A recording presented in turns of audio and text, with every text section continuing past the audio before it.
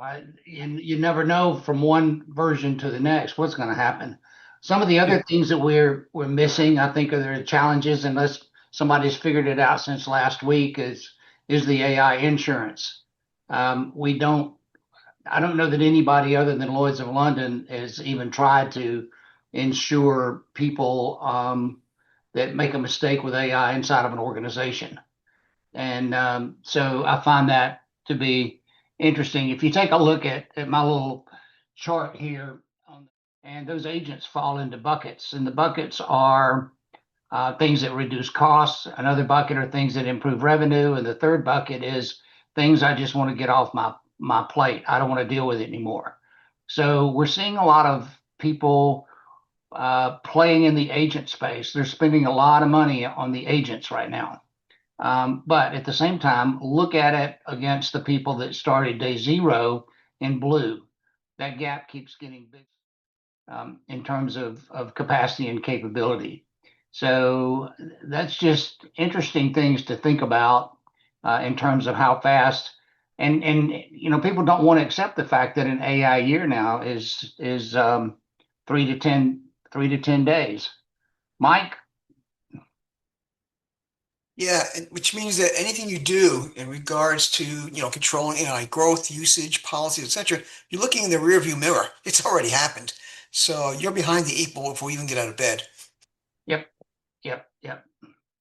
Uh, you know, we're seeing right now that some of this is working and some of it's not in terms of AI, and where everything is kind of stays in the sandbox. We had one yesterday. The CEO just walked in and told everybody in the company no more AI in the company.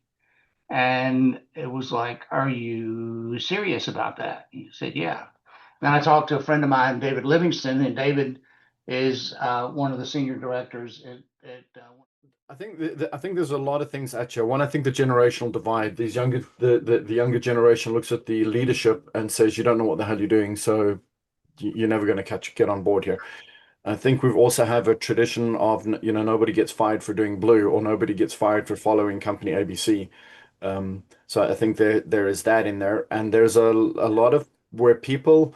I'm going to tell you how many people I engage with where they think they know what AI is because they've played around with it, messed around with it. They have, it really hasn't dawned on them what AI. other people to learn something about AI or about any topic. And I have a great story. One of my friends called me one day and he said, "Hey, do you want to come and get certified in our product?" He was the vice president of Siemens for a product called WinCC, which was making PLCs operate on PCs. And it was like, why would I want to do that? And he said, because you're going to be sitting next to the worldwide president of Siemens for 3 days.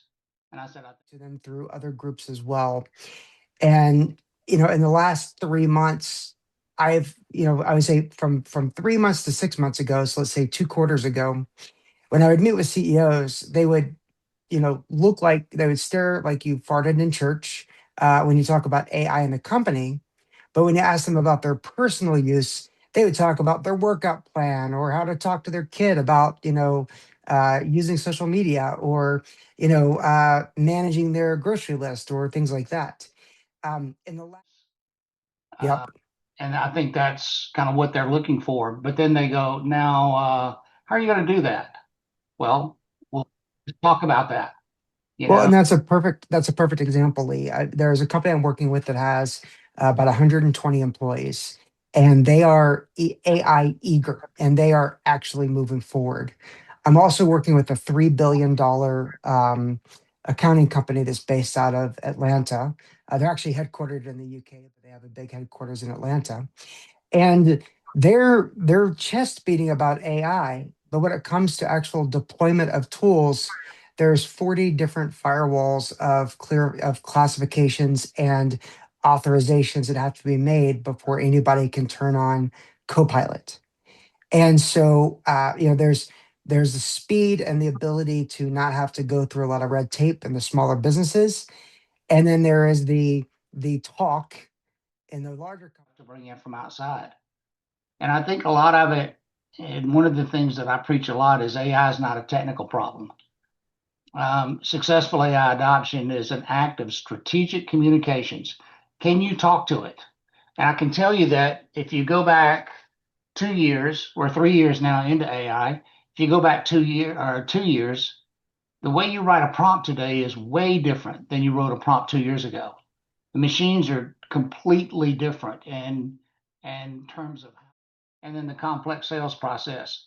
And these numbers that I put up here are things that we've seen in terms of the difference in how long it takes to do like an RFP creation and a response. You can easily get a 20x power factor, meaning if it took you 20 days before, you should be able to do that equivalent in about 1 day. Development, but real life use case. Say this was the problem. This is how AI solved it, or this is how we solved it with AI.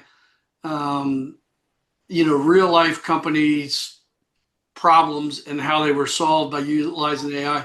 And in some of my conversations, that's one of the first questions that I'm asked.